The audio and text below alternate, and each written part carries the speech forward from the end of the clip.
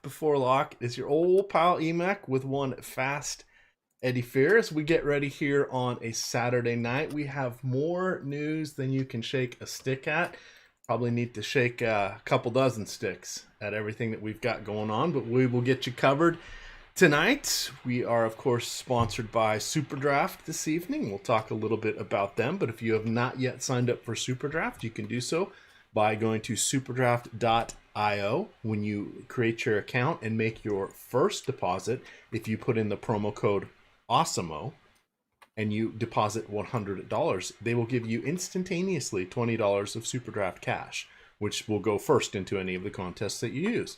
The fun thing about them is they do have single game contests for the NFL. So they will have those for tomorrow, which is Conference Championship Sunday. And then they also will have them for the Super Bowl, which should be a lot of fun. And I have a sneaking suspicion they may go for the Pro Bowl as well, as we have seen some of the other sites get into that the last couple of years. Let me send off a couple tweets here, but we're going to gather everybody, and then we will go through the news tonight to various places, because there certainly has been a lot of it. So let me drop one more notification here, and I'll set the stage here for the main injuries. The big news that came kind of caught everybody off guard, though, is the Trailblazers, who were already looking thin, made a trade today. So no Kent Bazemore, no Anthony Tolliver. They made a deal with the Sacramento Kings, which is ultimately going to net them...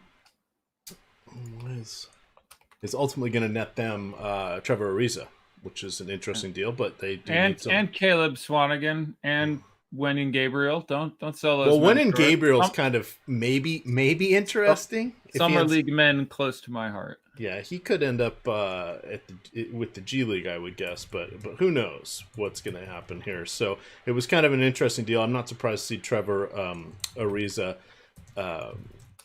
moved to a contender, just because that seems to make sense. But it helps a little bit with, well, I don't know what it helps with the Kings, but we're not going to have to worry about that today. Hitting the other major, injuries. Let me get to here. So Kemba Walker is going to be out, as far as I know. I believe what was his deal? Let's see if I can find that. He is got a sore knee. Jaylen Brown also out, dealing with the thumb injury. He's going to be back Monday at the earliest. Again, there's a huge slate of games on Monday for the MLK holiday, so we will have some content for that specifically, but there's some 2 o'clock, a bunch of 5 o'clock games, and then there's still an evening slate. Let's see, still sticking with that first game, we know that Kelly Oubre is out with a concussion. Cam Johnson also has been ruled out with a quad bruise, so there's going to be a boatload of minutes that are going to go around there. That is our only 7 o'clock game. I point that out because I have had trouble uploading things on time recently. Now, this is sort of a juicy game with all of those injuries, but I may just start my night with the 7:30 games, so we shall see. Moving on to the later games, Jeff Teague will be making his debut with Atlanta, along with most likely Treveon Graham. We'll have to see what happens with them. Alex Len still out for Atlanta. Wayne Ellington is looking... we should know around layup lines. That's not... What do they call warm-ups? Is that what we call these things? Shoot around? Shoot around. I always thought shoot around happened earlier in the day. Yeah, it does. I'm just... But anyway, he's dealing with an illness, so I suspect we'll find out one way or the other what's going on with him. Reggie Bullock should be starting. He has missed a few games with a neck injury, but prior to that, he had been their starting lineup for half a dozen games. Ante Zizic still out. We don't know what's going on with Kevin Love. This is a back-to-back. We have not seen him play on back-to-backs, but we don't have word yet. Brandon Knight is out. We hardly knew you, buddy, but seeming very fragile lately. He's got a sore knee. Not just lately. He's forever. That's who that man is. Yeah. Unfortunately, he used to be really, really good. I enjoyed Brandon Knight in my life, but it's been a long time. Karl-Anthony Towns theoretically is going to be playing. We're not sure what sort of minutes he will undertake. If I remember correctly, he got like 28, 29 maybe last night. I don't think he'll top that just yet, but Adam and I were talking about that one on the DFS strategy show, and Adam was saying it might have been the last few days was more illness than actually the knee injury, so potentially his conditioning could be a little bit better than we thought. Either way, we're not recommending playing him, but it does help out some of his teammates around him to create a more efficient offense there. Speaking of teammates around him, Alan Crabbe, new acquisition. Don't know what's up with his status. He is dealing with an illness. Fred VanVleet, I'll drop the link to the Fred VanVleet fan club. We'll talk about that one, but he is questionable. Game time decision, hamstring injury. Rajon Rondo, this one surprised me a little bit, out with the finger issue. He's out until at least Monday. I kind of thought he was going to play tonight. Alex Caruso back. He was in the concussion protocol, but we'll talk about that because we have some intriguing minutes that can be spread around there for the Lakers. Draymond Green is out for Golden State, as is Glenn Robinson. They've got Kai Bowman back on using some more of his 45 days on his two-way contract. You've got, Danilo Gallinari is going to rest tonight. That should make the Portland game rather fun. CJ McCollum still out. Sprained his ankle last night, only got in 12 minutes. Everybody's favorite sickly point guard, Damian Lillard, looked really good last night. He's going to be in the forefront today. And then again, looping back to the beginning with Bazemore and Anthony Tolliver traded, minutes are plentiful at the moment for the Portland Trailblazers. And then who else is left? Oh, Mike Conley should get minutes tonight, back from a hamstring injury that's cost him the better part of a month. And then lastly, Bogdanovich will get to go against Bojan Bogdanovic. No relation into tonight's game.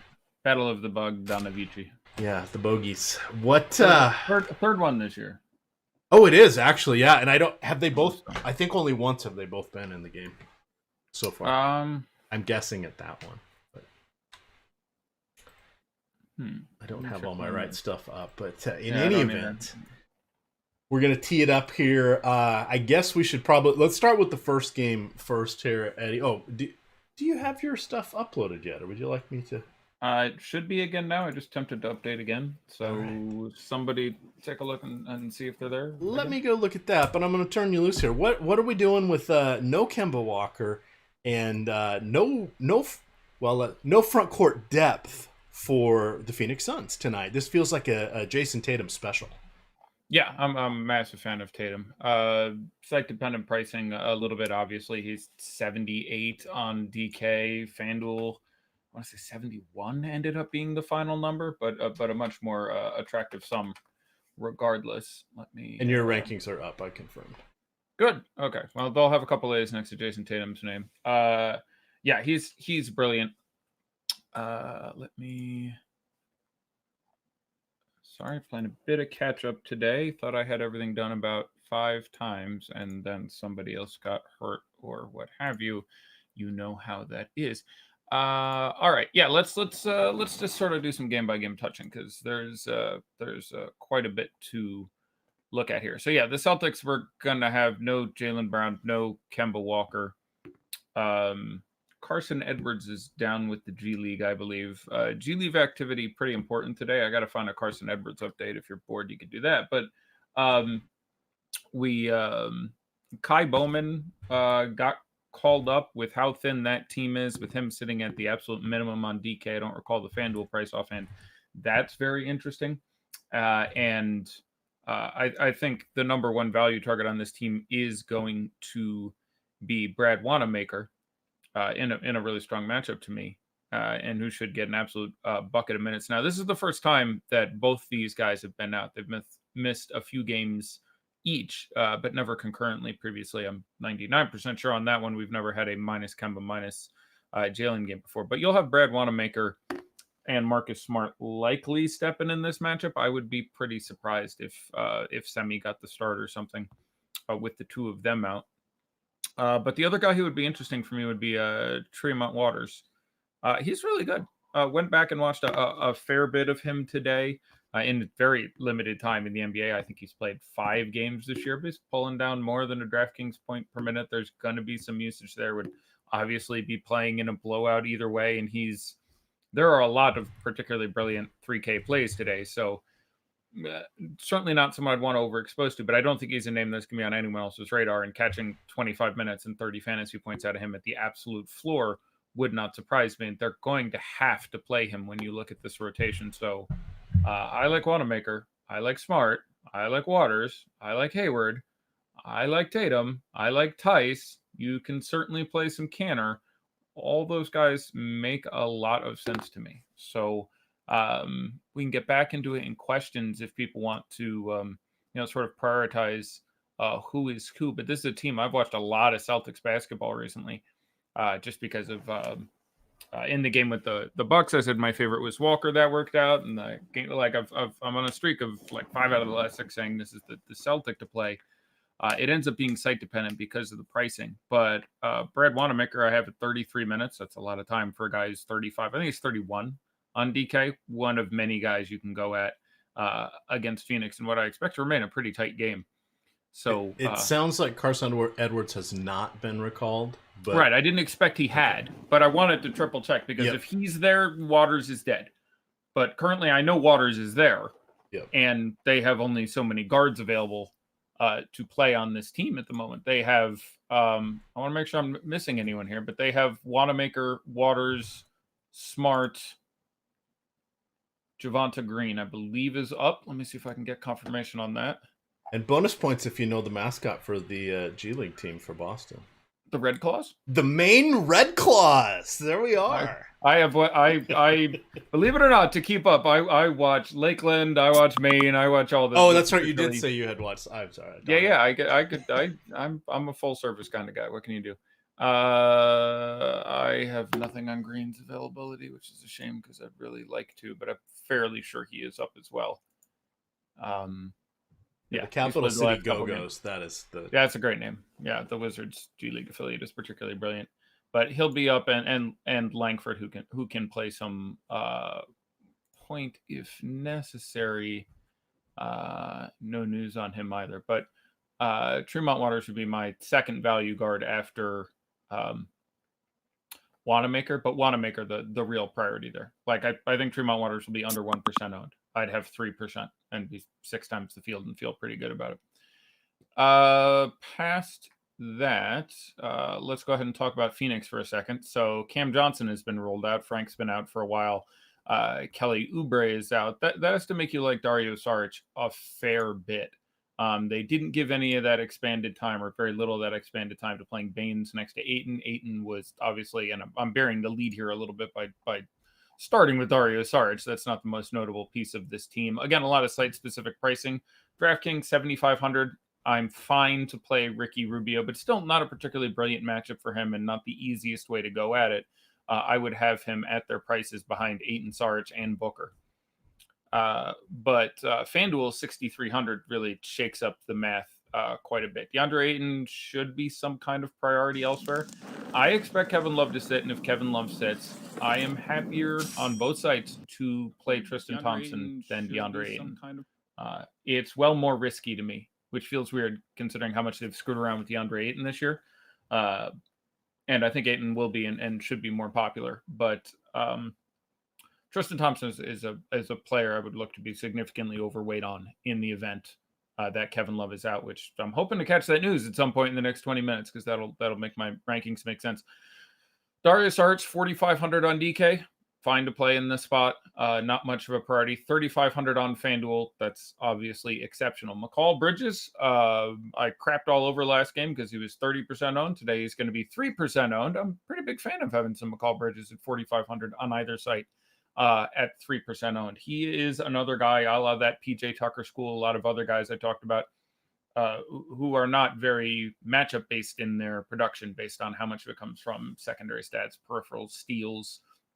So I'm a big fan of them when they're not popular and not much of a fan of them when they are popular. So now that ownership, again, last time we steered towards Cam Johnson instead of him, but his minutes should end up being very secure in this spot. But Ayton, the first priority for me, even on FanDuel, I prefer Ayton for 14 more than Rubio. FanDuel, I'd go Ayton, either Saric or Rubio. Obviously, you're making very different plays there, but I have Dario Saric for 28 minutes tonight. It's about what he saw last game. That's the way the rotation worked out for me. with Cam Johnson out, you could see that number bump up to 30, 31, 32. We saw that earlier in the year. So probably for me on FanDuel, you'd have Aiden, Saric, Rubio, Booker. On DraftKings, it's probably going to be Ayton. Then it gets really close there because of the pricing, but probably, that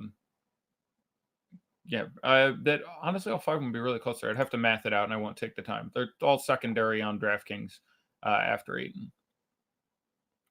All right. If you're watching us, you can see us. That is because can they hear me? Okay. Yeah, the sound's not a problem now. And I fixed that issue, but somehow the show from this morning ended up respawning the link anyway. So it's everybody can see us and hear us. They're just on the wrong link. So 35 Twitter notifications in the last 8 minutes. I think something might be wrong. Yeah, we're live. We're just under an old link. So what we've tweeted out and what people have seen is good. So I'm going in and trying to catch everybody there on Twitter and let them know. So in any event, I'm going to do that for a moment here. But thank you for catching us up on that first game. Do you want to just run through any other notable things? Do you want to go straight to that Portland game since we have the news that we need in that one right now?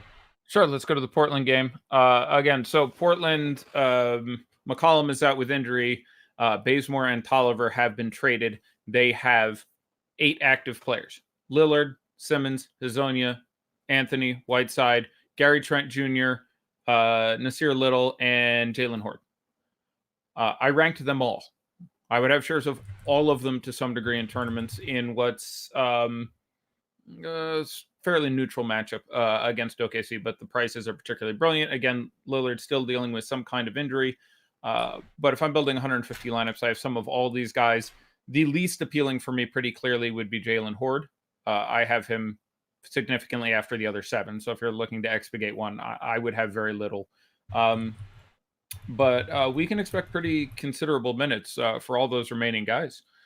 Someone says you're debating on Hezonja and Saric. Yeah, that's a very good debate to have. I at the moment will think that the minutes on the starters boost up a little bit, that they can run small, especially with Gallo being replaced by Basley and Burton and various other guys here, that they run small a lot, which is something we've seen Portland do for large portions of the year. So I'm more inclined towards Trent Jr. a little bit. You may see some very small lineups with like Melo, Whiteside, and 3 guards. You might see a lot of that, but I really like Mario Hezonja as well, who also carries a very nice upside with him. So assuming everyone is minimum price, let me take a look at ownership, because I have to, that is the first time I really need to know what that is. With everything going on, I spent the whole day watching tape and other things, so I'm catching up to a certain degree on notions of ownership. Let's see what we have. Simmons on top at 51%. That's too much. He is the best value play on the team from a projection. That's where I have him. That being said, I don't have him so massively over Trent, Hezonja, and Little that ownership is warranted. And it may even be higher than that. We have Wanamaker up at 38. Yep, that feels right. Lillard at 30. Yeah, there's a lot of spend up options. Smart, if he's going to be that popular, I'd probably move away from. Again, you will get those games where he takes 8 3-pointers and makes half of them, but you will get games where he does very, very little. And 55 isn't quite the price on FanDuel at 51. Hayward, big priority. Tatum, big priority. Yeah, someone's got to shoot the ball for this team. Tice is not going to do a hell of a lot. Smart is not going to do a hell of a lot. Wanamaker, in theory, could step up and do something, but it's a fine matchup. Everybody was already very reasonably priced, and now you're missing 2 of the guys who make the team run, including Kemba, who scoops a whole lot of usage and takes a whole lot of shots. Game should remain pretty close. So, yeah, Celtics feel really good. Now, lots of guys feel really good, so I suspect, looking at our ownership with 3 of the top 4 and 4 of the top 7 players being Celtics, I imagine I come in under that, because it is a giant slate, and we are also missing significant guys on, I won't list them all, 4 other teams. So I suspect I don't overweight that, but I'm not terribly surprised to see it. So I will hesitantly, at minimum price, just for a raw points projection, say that I would rank the value or my interest in playing the other guys at Simmons. Then I would play Trent. Then I would play Hezonja. Then I would play Nasir Little, is how I would rank those guys. All right, that gets us through the two big ones. We apparently have 18% Marquise Chris. That's absurd. That won't hold, by the way. There's no chance it'll be that high. That's going to come down, but he may not play. Like we're obviously missing Draymond. Right. He probably plays, but I don't know how many minutes people are thinking Marquise Chris is going to get out there. So if he's anywhere near this chalky, where we have him as like the 12th highest play on the slate at 18%, he would not be in my top 12 value plays, let alone like that's, I'm going to go recheck some log, but I just rewatched that game and I saw nothing in performance or. No, because I would have thought it would be Pascal would get. God, why did I do that? Pascal, I know. Yeah. Oh, and I can't wait till I talk about Simons Simons. So here we go.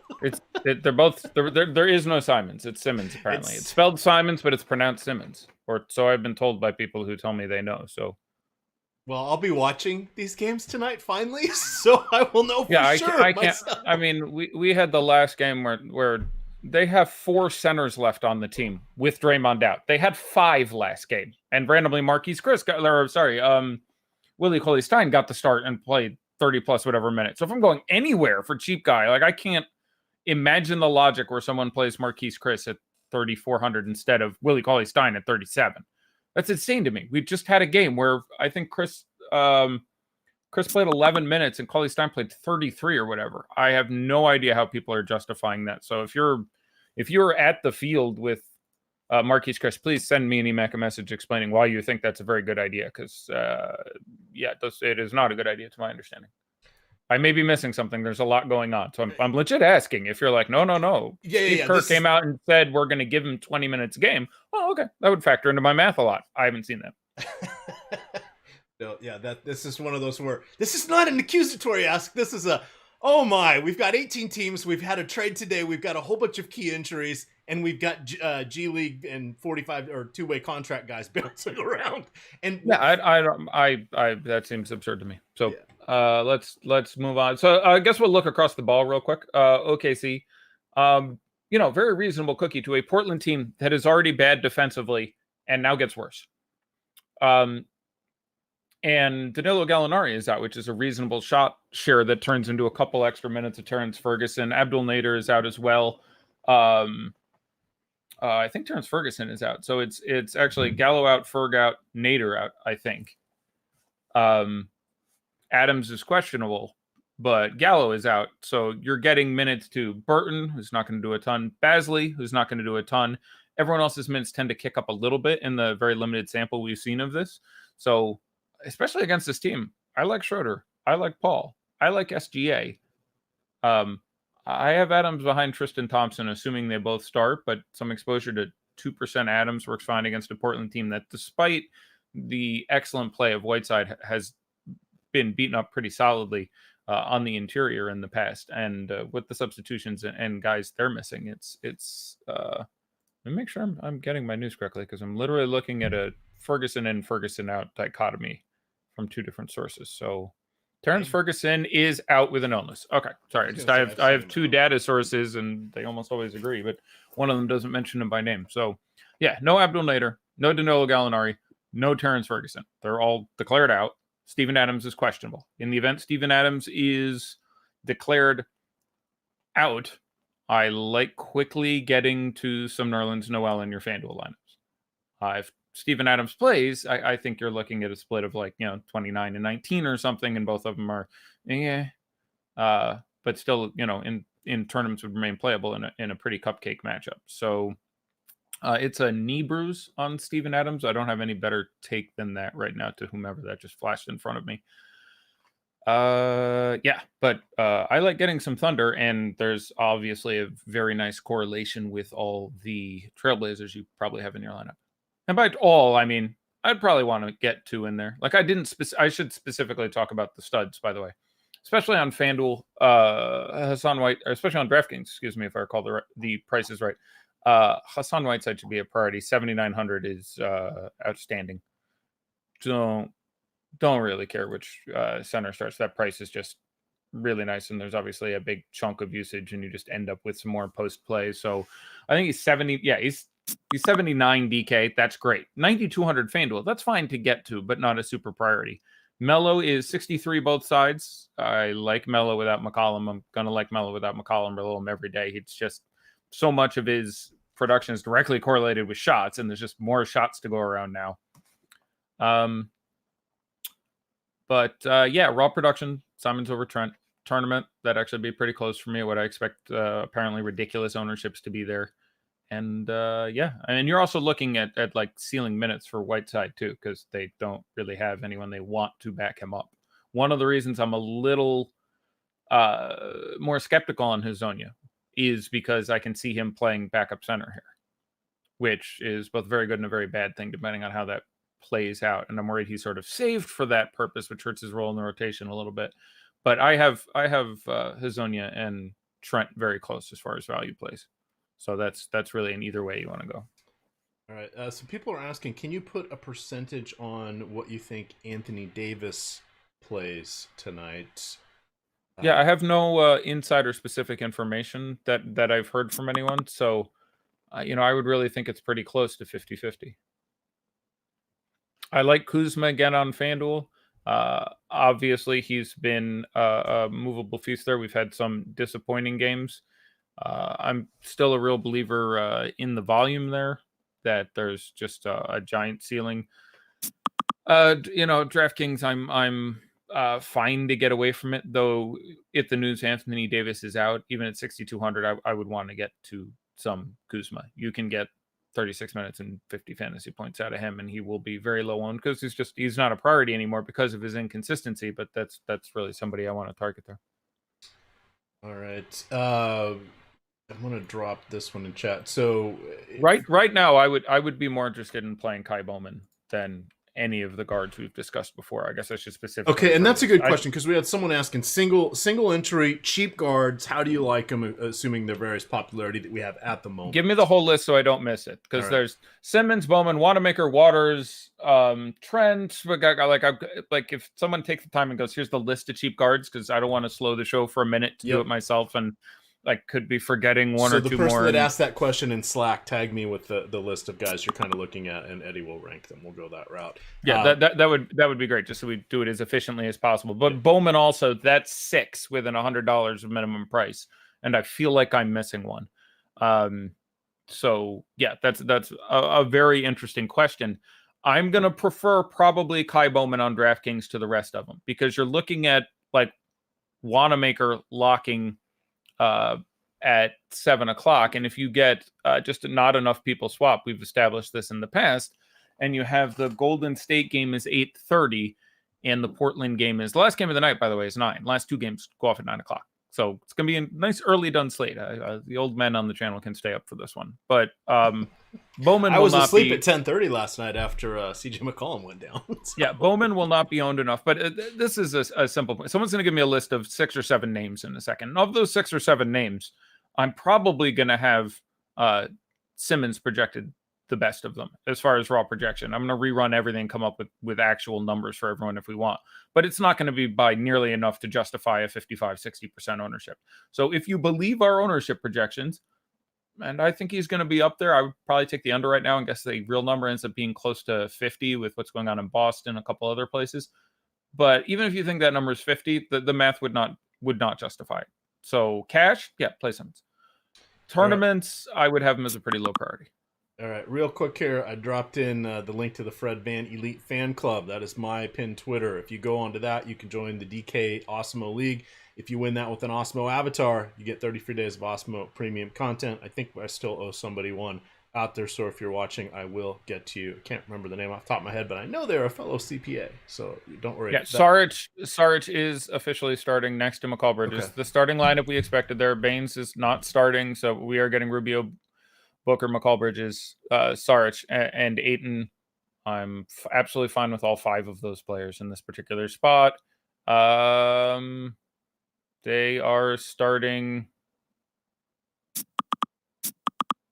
I want to make sure I'm understanding this Celtics lineup. I think they're going big, and hold on, because I just saw this from 2 different sources. All right. While you're looking I think they're starting Grant Williams.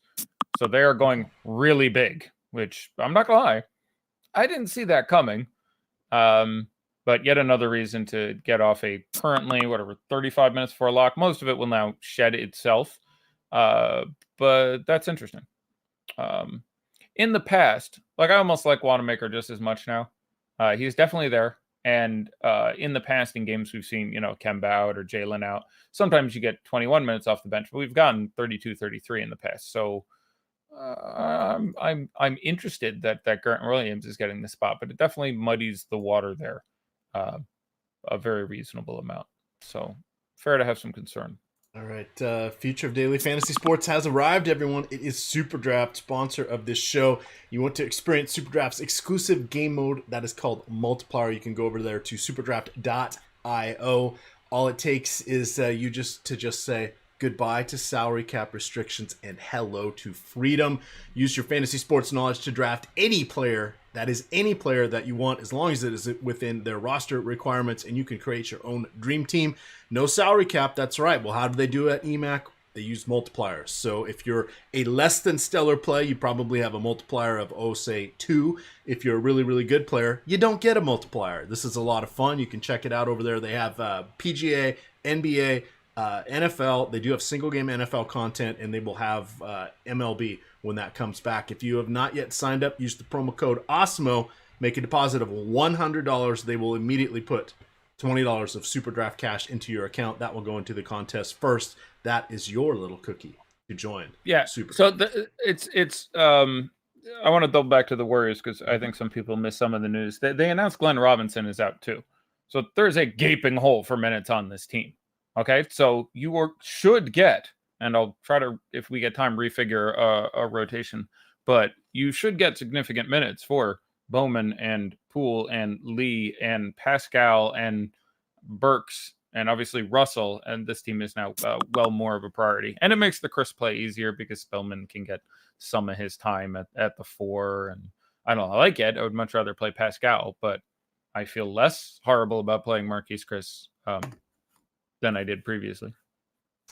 All right. Is there another particular game you would like to go to? I'm going to see if we have that list of guards. Sure, that'd be good. I'd also really like to get a Cavs lineup. I think that's an 8 o'clock game. I have so many notifications, it's hard to tell. Do you prefer Rose or Paul for FanDuel cash? Paul, not close. Okay, well, cash makes it closer. My answer would still be Chris Paul. Cash is closer. Tournaments is clearly Chris Paul for me. Simons or... Go ahead. Simons or Wanamaker on DK? We're just going to hit a bunch of these here until I find the right question. I have to say, I'll have to go with, well, in cash, the answer Simons. In tournaments, yeah, I would probably have to go Wanamaker at this point. All right. Oh, I guess I didn't put that in. Thoughts on Norman Powell if Fred VanVleet is out? I expect Fred VanVleet to play. That was the rub I got from that situation. I think Powell is a guy I'd try to have 5-10% exposure to in tournaments in the event. The team is, coming back full strength. You're seeing Gasol take some more work. I'm not a big fan of Marc Gasol. I'm a huge fan of Marc Gasol, but as a DFS play today, even at like 5,100, I think the usage will fall down from what's already really been a moderate, and the shooting will come down. He's played 2 games. Over his last 2 games, he shot like, I want to say like 6 for 7 and 3 for 4 from 3 or something like that. So I don't think he takes that many shots over the long term, especially as more and more people get healthy. I'm pretty sure he doesn't make 80% of his threes going forward. I would expect that to regress at some point. So I don't hate it because 5,100, clearly there's a ceiling beyond that. But I literally think his usage and efficiency and production and minutes all come down from what you've seen over the last couple games. It doesn't make sense really to do that, in my opinion. So it'd be someone I'd intentionally be trying to be under the field on. It's not insane. He's 5,100. It's a big old slate. Knock yourself out. But very in the just a number of guys where it's like I'll have a hard time playing DeMar DeRozan. DeMar DeRozan is in the middle of an absolutely preposterous shooting streak. He is not going to shoot 60% from the field for the rest of the year, and the price keeps going up, and it has to regress at some point. I'm a big DeRozan fan, former Raptors, but I can't justify the price and the statistical probability that it has to fall off a cliff sometime soon. Same thing with Kelly Oubre. I don't know how much the concussion had to do with it, but his last game that he actually played, I was just like, look, dude is really playing out his ceiling at this point, and the price was up almost to 8K. It's difficult to justify again. So I would end up being fairly under on Marc Gasol, depending on what his actual ownership is, but he wouldn't be a priority for me. Fred VanVleet is in. All right, a few questions here. We have dueling Vucevic questions. One saying, how do you feel about him going against the Warriors? Centers have had a good time against them. And then can you rank them for DK Cash, Whiteside, Gobert, and Vooch? For Cash, I would have... I don't remember Gobert's price on DK. I have to look. And then let me look at my projections. Are over there. I would have them in exactly that order. I have the projections close enough, and then being cheaper would work a little better for me. So I would actually have it in exactly that order. Okay, and for those that forgot, that's Whiteside, Gobert, and Vooch. For Cash, I would take a look at the ownership and see where that goes as far as centers go. We have Whiteside on the top, unsurprisingly. We have Vooch at we have Whiteside a bit over 20, Vooch a bit over 15. And I imagine you will hit Gobert somewhere around 10. So at that point, that's right about how I would have it. So, I would be roughly evenly appealed to those three guys. Any difference would be superficial and invented for good television. Can you go with Harden and LeBron in a cash build with all of the value? That's a DK question. Yes. It's DK, so to swap off LeBron. I think if Anthony Davis is in, assuming that there's the LA game is 8:30, so you'd have that and 3 other games to swap to. I don't think I'm as excited about LeBron as if Davis is in as many other plays. At that point, you still have games coming later. But even right now for Cash, don't mind it. Matchup with Houston is really good. I think it's fine right now. But if you find out Anthony Davis is in, he's going to fall a damn sight under several guys in just the Portland-Oklahoma City game alone. There's a lot of really good value in the Golden State game that starts concurrently with the Laker game. So I think that's fine to build that lineup right now. And if Anthony Davis is out, to stick with that all the way through. If you find out Anthony Davis is in, I probably turn LeBron into Lillard unless we get news of his sickness, kicking it up and upgrade someone else to, Chris Paul would be perfectly viable in Cash at that point. Upgrade your Tristan Thompson to a Whiteside, upgrade, just find some spend ups elsewhere. I think that would end up being better points per dollar. That's just my intuition. What do you feel with regards to Anthony Davis when it comes to the lock sites such as FantasyDraft and FanDuel? I don't think it's necessary tonight. Now, as with anything like this, the risk is going to usually move roughly proportional to the price. So he's going to be basically unowned tonight on FanDuel. There's so many good spend up options. He's going to be, I have no idea, 3%. So, the matchup is a particularly good one, but you're dealing with maybe comes back and they're just a little cautious with the minutes, So, it's basically my same answer always. I think it's fine to play. Usually it maths out roughly even that it will cost you money 90% of the time.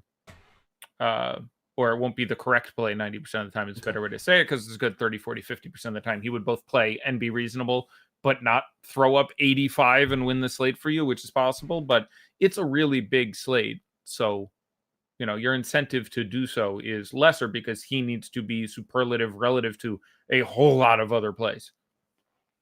Willie Cauley-Stein 3,700 on DraftKings for our friend Achilles. I am assuming it is for cash since he usually plays cash.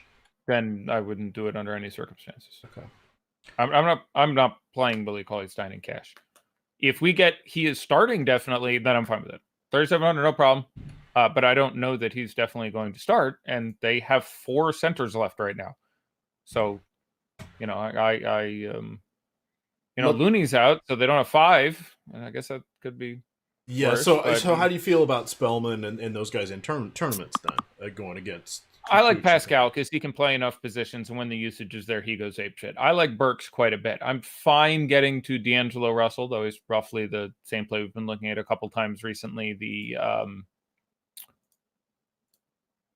Pardon me. The matchup is not nearly as ideal, so I'm fine if you get to D'Angelo Russell. But at their prices, picking up a ceiling for Damian Lee at his price is really nice. Picking up a ceiling for Alec Burks, picking up a ceiling for Eric Pascal. All those make sense to me as being actually my biggest priorities on this team. After that, you can take long shots on Willie Cauley-Stein and Amari Spellman and Jordan Poole and other guys who certainly could have the game because this team is very shorthanded, but it's not a great matchup. So them and the spend ups I'm much less inclined to than just getting some lower owned value. I mean, this is how you win. You have, Anthony Simmons, who is apparently going to be 50% owned. That's absurd. The number of players who cost, I'll say 3,400 and less, to include a few other guys who outscore Anthony Simmons, I'll say the over-under, I'd put it 9. Like, there's just no reason to take one of 38 possible value plays on this slate and make him 50% owned. It's just never going to be the right decision. He would have to be the highest scoring, even if we just look at the 7, 8 low price guards. And again, I didn't hear that list, but there's 7 or 8 guys on that list. The odds on him being the top scoring of those 8 would be maybe 20%. So him being 50% owned is an absurdity. Mathematically, anyway. Or at least that's how I feel about it. I can't really get behind it. But especially DraftKings, Kai Bowman is the minimum. Eric Pascal is 4,100. Alec Burks is 5,100. Those guys are all going to have to play a lot of minutes here. They might get 28. You could get 35. But Glenn Robinson and Draymond out. That's a lot of minutes to go around. Guy named Rinpack is asking Wanamaker or Kai Bowman tonight. I personally would leave the space for Kai Bowman right now. I think Wanamaker's fine. I like having some tournament exposure to him. His ownership was at 36% when last we look. I'll guess it comes down to I'll say 13, with that game being the only game starting at lock and him not getting a start, which a lot of people, including myself, I thought he would get the start, not Grant Williams. Grant Williams, I think I would have a 22 or 23 minutes. You can go there. It's a very nice spot, but not super ceiling guy. I don't think I would take that risk with so much good value to come. But because it's in the middle of the slate and it's Saturday night and a lot of other externalities, if you get Kai Bowman is starting at 820 for an 830 game, you're going to get Kai Bowman at 6% owned. And even in that matchup, I'd end up projecting him for higher than Wanamaker, similarly to Simmons. So again, there's a lot of variables here. And if you're MMEing, I'd have some exposure to both. But if I'm building one lineup on DraftKings right now and I have one placeholder in front of me, it is currently holding a Kai Bowman spot. I think it is likely he starts. Not guaranteed whatsoever, but I think it's reasonably likely he starts and they move D-Russ over. But we'll see. But you hope for the start. If he doesn't start, then play Simmons, then play Trent, then play Hazonia, then play there's a lot of places to go. This is a great night to late swap because we will get more news. And there are tons of great plays in the late games. The 8:30 and 9 games. In the last half hour of the slate, you have Lakers, Houston, Orlando, Golden State, Sacramento, Utah, which I guess not a ton of value there. We can talk about it if you want, but the trade basically doesn't affect Sacramento. They just played, and all their starters played 37 minutes. None of them got traded. It's not going to do a whole lot. Ariza played 17 or whatever. That turns into, I'm not even really sure offhand, but it's not going to be particularly relevant. And then Portland, OKC is the 4th of those late games. So, I would be more inclined to keep my options open than necessarily go with Wanamaker. I'm fine with it. I think, again, he comes down to the low teens. That's about where it should be. So I think I prefer having the flexibility, assuming you'd be looking at your lineup all night. All right, a bunch more questions here. Is Conley at 3,900 on FanDuel too cute? I would say yes. No, I don't think it's too cute. Okay. It's a very good matchup, especially against the bench unit. How many minutes do you think you'll get? 20? I'd have interest in 20. Yeah. He's 400 over the minimum, but he can. He played one of the games against the Kings earlier this year. It's perfectly tolerable. That doesn't tell you a whole hell of a lot. Exum is a game time decision. That doesn't affect anything really directly, but it's something else to keep an eye on. No, 3,900. I ranked him at 4,400 on DK. Okay. I consider him playable. Not great. I'm not putting him in one lineup, but if you end up with some Mike Conley at floor prices, guy might play 24 minutes. That's going to math out pretty good matchup talent projection all combined. Get rid of your Emmanuel Mudiay if you had any, if that's just a guy you randomly always lock in, anything like that. But yeah. How are you thinking about, or how are you feeling about Bagley Marvin III? I'm fine with it. Again, seen the minutes have come back up to a perfectly respectable point. So I like Marvin. I think DK is the better price. I want to say it's 51 there. I should check what he's on FanDuel. I don't recall offhand. He's pretty close to that on FanDuel. I have 49 stuck in my head, but I don't know. I'll click on it. Obviously, the matchup not an ideal one, though not as bad as it's seen recently. 51 both. Okay, that's why I couldn't remember another price. Yeah, I would. I'm going to generally like it both sides. I'm thinking power forward on FanDuel, so there's obviously a lot to look at there. So power forward on FanDuel, you have Daniel Tice at 46, Kyle Kuzma at 47, Lauri Markkanen at 5,000 is a little bit interesting. Even the Deuce at 4,700, Thad Young, Spellman's 45, Pascal's 43. I really like. Cornette should be the chalkiest of these guys at 42 because he's going to play 33 minutes. He's still Luke Cornette, but that's enough time that he can be functional. And Nerlens Noel is 4,000. So,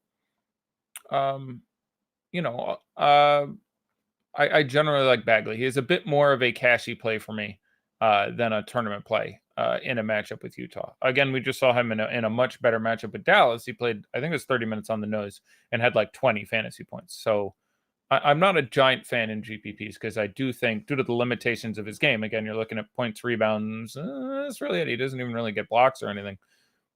A little hard to project against Utah, him getting the 40 you would need on a slate of this size to feel really good. So I'm probably a little disinclined. He's fine for me in cash. A couple other guys I don't think we touched on I want to talk about, especially FanDuel. I really like Tobias Harris in this matchup. He is going to be my favorite of the 76ers. I have it Harris, Horford, Simmons, I suppose Richardson as my value of the big four on that team if you're trying to get a piece of the 76ers in this spot in New York. I think Matisse Thybulle is fine. I like him much more on FanDuel where the guy literally averages 5 stocks a game. That's 15 fantasy points. Now, he can do that, play 30 minutes, and give you 4 other fantasy points and still not be good enough, but I'm moderately excited on FanDuel. DraftKings, where I think he's $100 more, and again, loses 5 points with his average game log. Less inclined, obviously. Marcus Morris, my favorite guy on the Knicks. It's close with Randall on DK. Randall is, I think, 7-7, and Marcus is 5-6.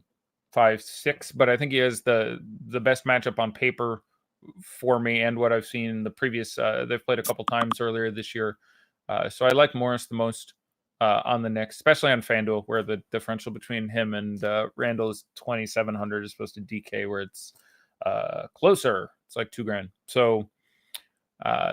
Those are certainly guys I would like some exposure to. On the Rockets, again, I've looked at a lot of this. I went back and watched some Pacers video to get some Vogel tendencies. Oh boy. This is I went hard. The reason I'm flustered on everything else is I was like, shit, now I got to see this. So I allotted 3 hours for video and ended up at 4.5, and so that everything else got eaten away from. But it's more of a Harden night for me. I am back to Harden over Westbrook in that consideration. I like Capella quite a bit.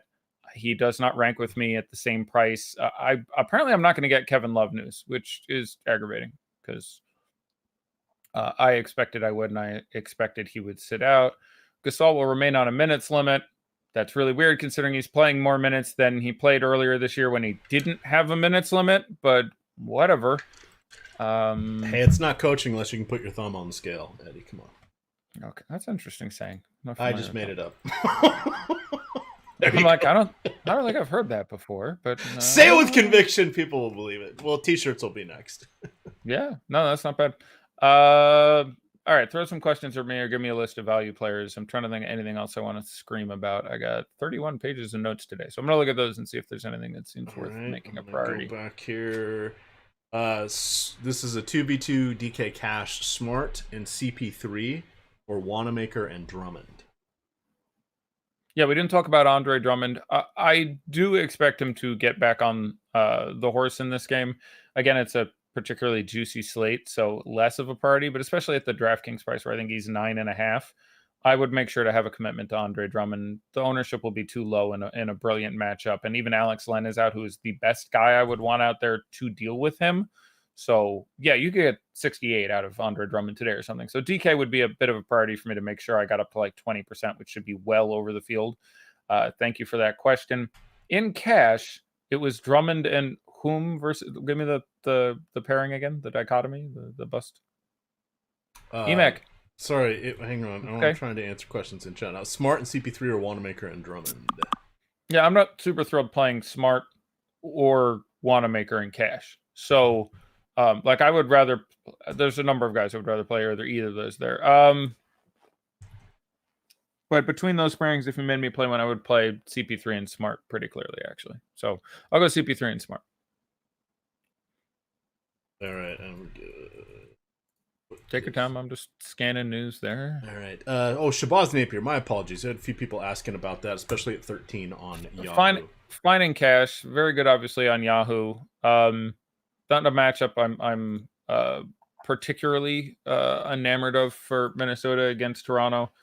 More of a cash game play for me. His role did not change as much as people thought it did. Like, he should consistently get 30 to 32 minutes now, but they have McLaughlin their last game. They split them 30 and 18. Culver can play some point guard. They have a lot of guys who are going to handle the ball, bringing it up. You're going to get random bits of point. Wiggins, Towns being back there involves some usage. So not someone, and again, I didn't have a show yesterday, but a couple of people I spoke to privately, I was pretty down on him in there, and I'm even more down today. So not a significant priority for me getting to him. Smart or Burks? We have 7 minutes left. Should I bother running a crunch, or should I just play after the 7 o'clock game? You can just play after the 7. I mean, I do not really want to go through, like, 0 Tatum tonight is a bold stance. 0 Hayward is a bold stance. Yeah. 0 Smart, 0 Wanamaker, 0 Tice even on like FanDuel. So I would think I'd run a crunch, but that's on you. Yeah, no, I'm gonna get one. What was the question before I got looped into your particular issues? Into my personal hell. It was Smarter Burks.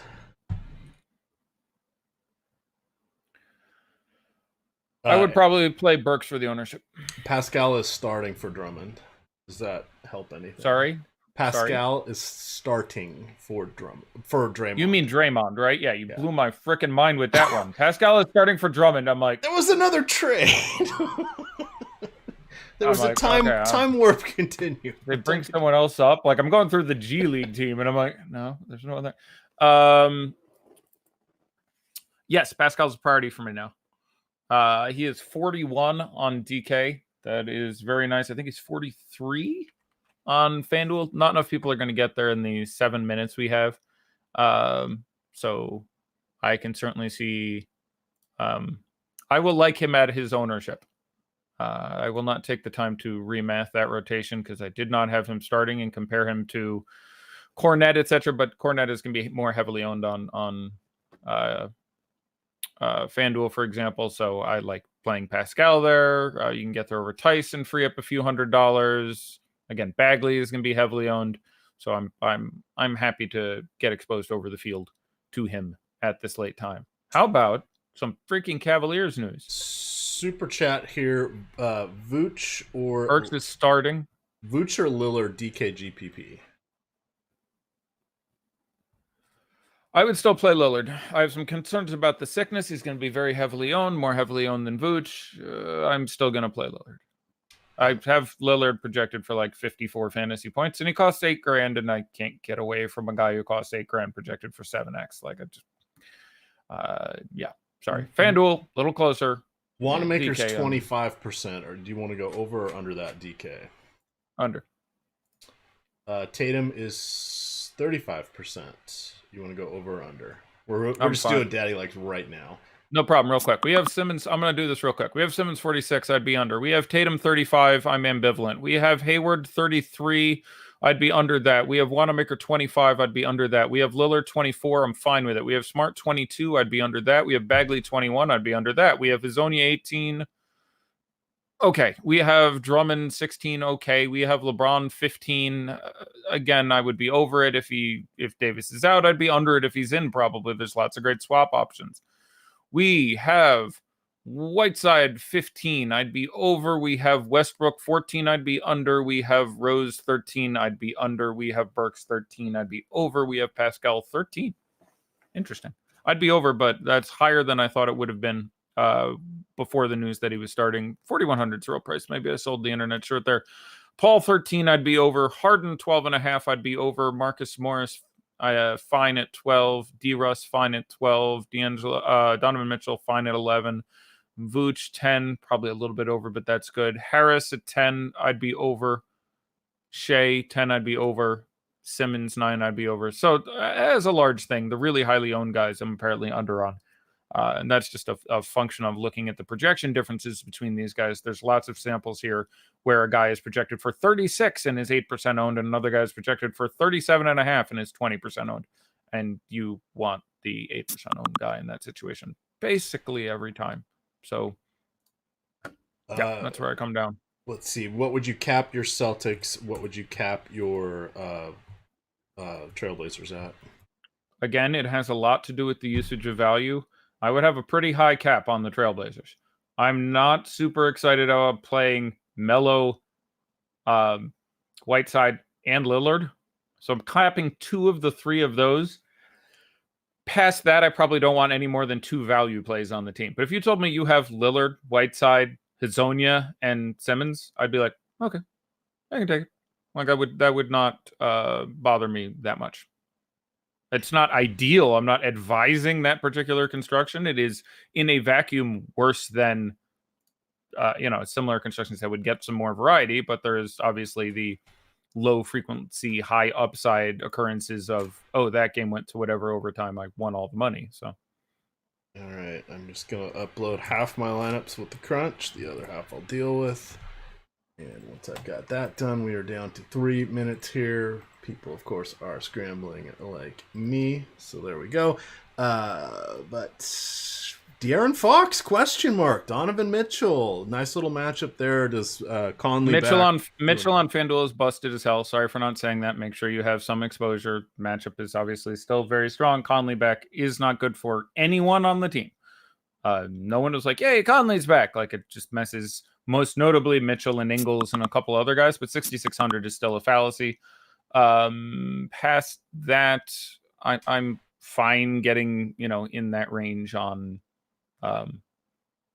having some nominal exposure to these guys, but they're not priorities. De'Aaron Fox, probably the guy in that team I end up liking the most. And that doesn't end up being a ton. There are just better guys who cost cheaper and are in better matchups, so it's hard for me to prioritize him. I don't mind getting to some of the Kings. The 5 guys they got starting are all seeing super sexy minutes. You end up with 5, 8, 9% of those guys. Okay. That's Bagley fine. or Burks, DK Cash?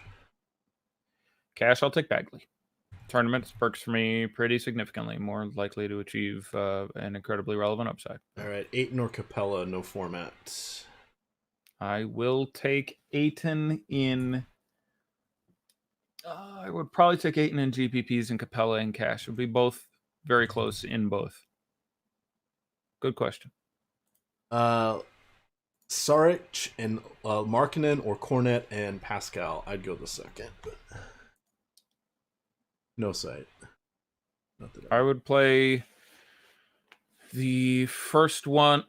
They're both really close. I'm not going to do the math on them. I'm ambivalent. It's being incredibly close for me, and I'm not going to take 20 seconds with so little time left to actually quantify it. So I apologize for punting your question. But I'll punt your question because I know the answer is going to be an incredibly nominal differentiation. Go with your gut. All right. With that, the gut says we got 20 seconds left. So people are going to be getting this at a lock. Reminder, we've got some MMA. I think that's locking now as well. But what you can still do is you can get in for $1 for the full next week. If you use the promo code UFC246, you get all of the MMA for $1. Yes, MMA is tonight, but MMA is also going to be next Saturday, most likely, I think. But there's your little wiggle room there. Let's see if there's an MMA TV slate. We'll pull down the game or the percentages here. I did not get into my MMA like I wanted to today. Though there is a televised slate at 8 o'clock today. That is, let's see, their feature slate for DK just locked, but their televised slate does have $50,000 in a $15 contest that's getting close to locking.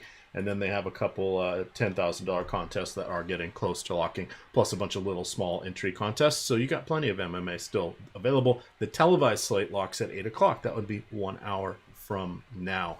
Let's see. I did not like that show. I normally like chaos, but I don't feel like I covered enough. I did not enjoy myself. It's been a while since we've had this many teams with that much news. Yeah, but usually that's my thing. That shouldn't bother me. I should be pretty happy about that, I think. I don't know. Just it didn't feel terribly ready and wonderful. I don't know. It didn't feel great. Chat, give us a thumbs up if you like the show. Give us 2 thumbs up if you did not like the show. Yeah, that works. Or just say that was say that was crap. Like, I'm just looking at all my notes. Like, there's tons of little things. Well, there's a healthy 8 o'clock. Toronto. Yeah, there's some healthy late slate information. Cleveland, Chicago. I got some notes. There's so much to talk about. I need like 2.5 hours. I don't know what to do when this happens. We've got I like the 8 o'clock games. That's going to be a fun one. Yeah, and there should be a good 8:30. I mean, the 8:30 to 9 slate is a very nice 4-gamer. I mean, that's a very nice slate. I don't know if you and I are going to do a show tomorrow at all. You want to make that decision for us? We will not. It's a 3 o'clock start for basketball. 3-7 split or whatever. Yeah, and 8 o'clock. It's a nasty bowling. The problem is we're actually going to be live with our NFL show at the same time. We would go live for that. We'd be live at 2. Yeah, so that makes it. That would preclude it. That would be a little tough, but not to fear, because you, of course, will be getting all sorts of goodness there. So we've got the NFL show live before lock tomorrow. We also have there'll be special shows on Monday for the MLK games. That will be a good one.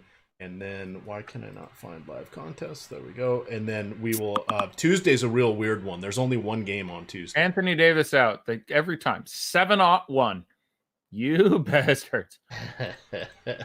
Well, we were rolling that way, right? That was. Am I getting my Karis LeVert yet? Like, my favorite play at the start of the day was going to be Karis LeVert. I have no idea what's going on in that game. I watched a lot, and I'm like, I think he can get there against Milwaukee. I want to see how that's gone with the run they have out. How's Karis LeVert doing? He's been in. He's played 14 minutes. He's been crap. See? There you go. I'm glad they were on the main slate. Been terrible. Right. I mean, they got wrecked in the first half. They're down 15. That was the one guy I wanted to take a shot at his price. I didn't like anyone else from this game. That was a nice early 2-game slate, though. Wanted to LeVert. All right. So for Monday, I'm guessing we'll do. I'm hoping the sites decide to bang their thumb with the hammer every time on these weird slate days. There's 3 games in the 2 o'clock hour. Then there's 1, 2, 3, 4, 6 at 5 o'clock, and there are 5 at 7:30. There'll be a 7:30 and later main slate. We're hoping they do a 5 o'clock main slate. I got a bit of news here. Michael Carter-Williams is in. Doesn't sound terribly relevant, but Wes Iwundu was doing a lot of ball handling for the team last game. He'll do basically none now. So if you had any Wes Iwundu, I will not take the time to do my rankings for Wes Iwundu, but you should get rid of any of that you had. I think that takes away. There's not much upside with him anyway. Now it's basically gone, and it's a minor cookie down for Terrence Ross and Evan Fournier and even Markelle Fultz. So sorry, there you go. Yep, they said as soon as you said Karis LeVert, he fell down with the ball. I believe it. I killed him. Who was the number 1 owned player today on DK? We just have the one game. We just have the one game, and then I got to make lineup, so we're doing this. Okay, I'll make it quick. Here we go. Number 1, Jason Tatum. Correct. We had him at what, like 35 or 6? This is the $15. I don't know what we had him at, but he's going to be more than that. I'll say 50. I think he gets half the lineups of Tatum in them. 56. Okay. That's Daddy does not like. Daddy would be. It's a pretty brilliant spot. I mean, it's Daddy's fine with it. Like I guess 50. You're telling me I have to play 56 or 0. I'd say 0 and not be happy about it, but 56 is fine. Number 2, Gordon Hayward. Where does he come in? Oh, not that high, but high. 35. Very good. 35.8. Marcus Smart. Number 3, Marcus Smart. Yep.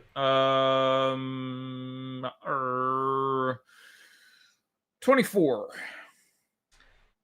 29. Kind of high. Daddy doesn't like that. It's Marcus Smart. Again, he's in that same PJ Tucker conversation of not that related to available usage.